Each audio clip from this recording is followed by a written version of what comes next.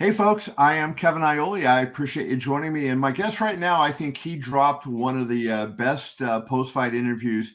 I don't even want to say in the history of the UFC. I want to say in the history of combat sports. I'm going to put it up there with Mike Tyson when he said he wanted to eat Lennox Lewis's children. That got a lot of attention. And of course, Conor McGregor when he said, "I want to apologize to absolutely nobody." Of course, I'm talking about Renato Money Moicano. And Renato, after you beat Drew Dober, you were in the ring with Daniel Cormier, and I thought that I put in the headline of my story after that fight. I said Moicano was money in the ring, but he was gold on the mic afterwards. I want to read you the comment you said. One of the comments you said, and ask about it. You said, "My father is 62 years old and he had a baby yesterday. So tomorrow when I get home, I'm going to get my wife pregnant another time because if my father, 62 years old, can populate the world, I can too." Moicano number 3 is coming. So my question, first of all, is this is Moicano, I think, has a say in this. What was her reaction to that kind of comment? She didn't believe what I said. But why would you say that? I say, I don't know. Every time that I got in the ring and I beat somebody and I have a big win, I feel emotional and then I start to talk nonsense. But I don't know what I was thinking, my brother. That was that, funny. that was very funny. That I think everybody loved that one. I think that just took your star level up a big notch there. Yeah, that's true. What do you think? UFC 281 kind of was in a way your coming out party, right? I think that was when Moicano Wants the Money was. How did you come to the decision to do that? You had been kind of struggling, win one, lose one in your career. Maybe just another guy on the roster. Now all of a sudden, people want to interview you. You're on UFC 300. A lot of stuff going on. And so I'm curious, sort of how you came to the decision to get on the mic and talk the way you did and kind of create that persona that has been so successful for you since. I didn't plan at all. I was just being myself. I was just like, because in the beginning of my career, I was really focused on training sessions, like on be the best that I can, but I was not really caring about the money. It was more about the accomplishments. But since my son was born, and I understand that there is a time to do that, right? And I start now. It's about the money. It's not about the fans. It's not about what I want. It's about to have money to provide and to be able to be truly free after I retire. Because Sure. imagine spending your whole life doing something and like dedicate yourself to something, and in the end of the day, when you're done, you don't have money to be at home. So I changed that, and I just tell Cormier how I was feeling at the time, and then I realized, man, if I keep doing that, people will like. So let's go. I will try to keep simple and to be honest. Dana White has called UFC 300 the greatest fight card ever put together. You were the last fight added to that card. You're fighting Jalin and Turner on that. A little bad news I want to tell you, though. I did a poll yesterday, and it's going to run for a week. So there's time for you to affect this, and we'll see what your power is like. But I put all 13 fights for UFC 300 on my website at keviniole.com, and I said, rank these fights in order of which one you want to see most to which one you care about least. So there is the rankings right now as we go. Number 1, Gaethje versus Holloway. I don't think you could be surprised by that, right? That's No, kind of yeah. running away with it. And there's a close battle for number 2 and 3. Pereira versus Hill is number 2 right now. There's over 9,000 votes. Number 3 is Oliveira versus Sarukian. But here's what got me shocked. Let's see, 13, 12, 11, 10, 9. In 9th place, Turner versus Moicano. Where are all these money maniacs at? They're not voting for Money Moicano. Come on, Money. What's going on with your fans? Yeah. So, but to be completely honest with you, I don't care too much about that. But of course, we want to be on the top of the fans' head. But that means that I have more work to do. I see that, and I don't want to change the fans just asking them to change. No, I want they truly want me on be on the top. So I have to perform better. I have to do better on the mic, and I will do UFC 300. Uh, will be one of the best fights ever, my fights ever. So And then we're gonna change that poll.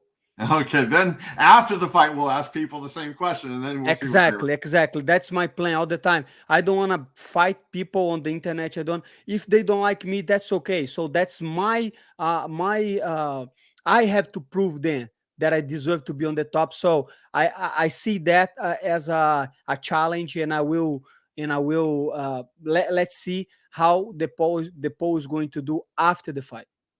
So you did a great job against Drew Dober, who went into that fight tied for the lightweight division lead with most knockouts against him. You wrestled him, you kept him down. He wasn't able to really get any offense untracked against you for much of that fight. Now you're fighting a different kind of striker, Jalin Turner, a guy that has got great length. How do you see that fight, and how do you approach a guy with his style of striking? Yeah, he's a very dangerous guy. He's very tall, so he used that as an advantage. But uh, I'm ready. I'm not gonna talk too much about what I will do, but I have been ready for the fight for a long time. In UFC 300, April 13, I will show Jalin Turner how good I am, and I show the world how good I am. I'm ready for the fight, and I'm ready to climb the rankings. Did you see anything, especially in his Mateus Gamrot fight, where he's fighting a wrestler, a guy that's looking to take him down? Did you see anything in that fight that you said, okay, this is something I can take advantage of? Even if you don't say specifically what it was, but did you see things in that fight that, led you to believe, hey, I can handle this guy if I ever fight him? Kevin, I will be completely honest with you. I saw the fight, and my first thought was that's going to be a war, because I know how good Mateus Ganrot is, and I know how good he is in the takedowns. We are training partners, and he was not a easy fight for Mateus. Was a close fight, so I'm ready to whatever he brings, and I'm not losing. I have been saying that for a long time. I cannot afford to lose. I'm 34, so I will beat Jalin Turner. Trust my word, I will beat Jalin Turner. But from that fight, I learned that I will have a tough night. It's going to be a battle. But in the end of the day, is the will, and I have the will and the mindset to beat him. Yeah, I would ask you this. So, like from 2017 when you fought Brian Ortega through UFC 272 when you fought RDA, you were 5-5, and you were good enough in that span. I'm thinking you could have won, eight out of those 10 fights, right? Maybe that's how good you were. But what at the very highest level of the sport? What are the things that make a difference between winning and losing that aren't physical, but maybe the mental things and the approach things that make a difference from your standpoint? What are those, and what have you implemented recently? 100%. Back in the day, I can I will tell you, I didn't believe in myself the way I do now. You Mm-hmm. know, because uh, back in the day, I was always doubting myself, and I never feel that I was worth it. But Wow. but right now I don't care. That's the problem. Right now I don't care what I used to care too much about what people think about me, what people think about me as a fighter. But right now, I realize that nobody cares. Nobody cares. If you win, they like you. If you lose, they don't like you. So in the end of the day, it's just about my family and be focused on what I have to do. And I have to go over there and fight Jalin Turner for 3 rounds and have the best fight of my career and enjoy the life that I choose to have. Right? I love that fight. I love the life, and I want to keep doing that for a long time. Was there a moment in any fight where the bell rang for you and you kind of realized, okay, I'm in doing this all wrong and I got to change? I think was on the Korean Zombie fight. First main event, I lost to Korean Zombie. I was devastated.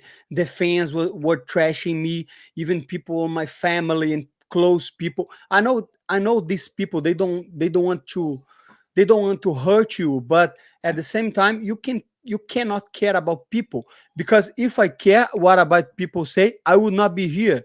I Yeah. would be a lawyer, because my father say you have to be a lawyer, you have to have a staple job, a job like a regular job.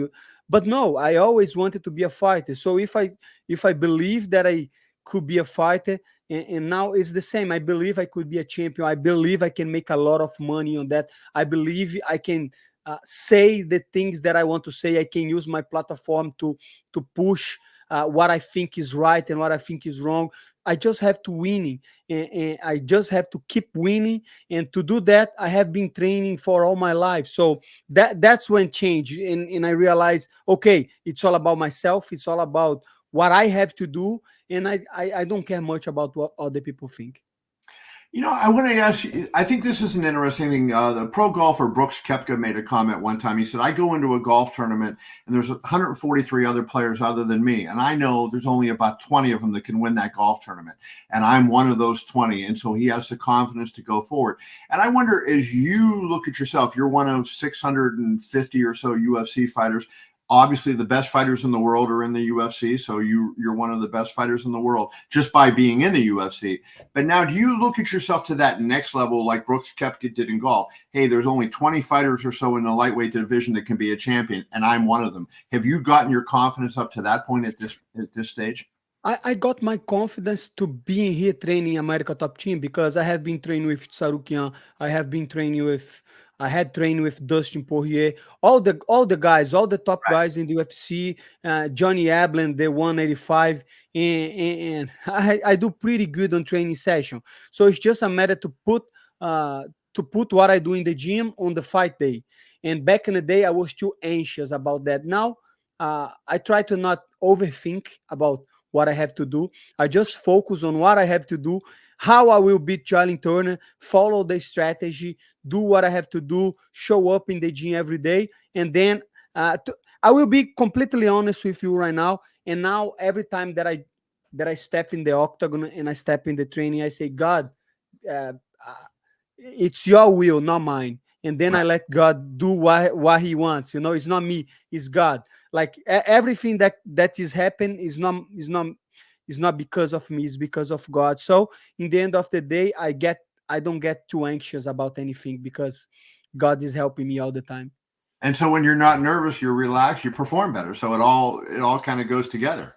Exactly. Back in the day, I used to think, no, I am because I always have been good on the gym, and I put that pressure. No, you have been training with these killers. You are as good as them. You have to show everybody that you're good.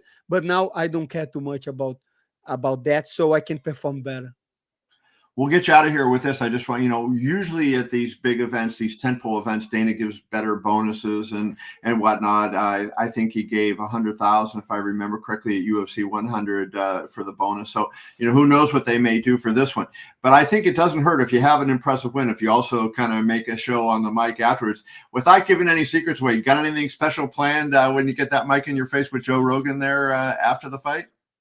I don't know, Kevin. I never plan what I'm going to say, so I cannot tell for sure what I'm going to say on the mic, but will be explosive because I am always explosive on the mic. Or that you can see Money Moicano UFC 300. That is April 13th at T-Mobile Arena in Las Vegas. He will be fighting Jalin Turner.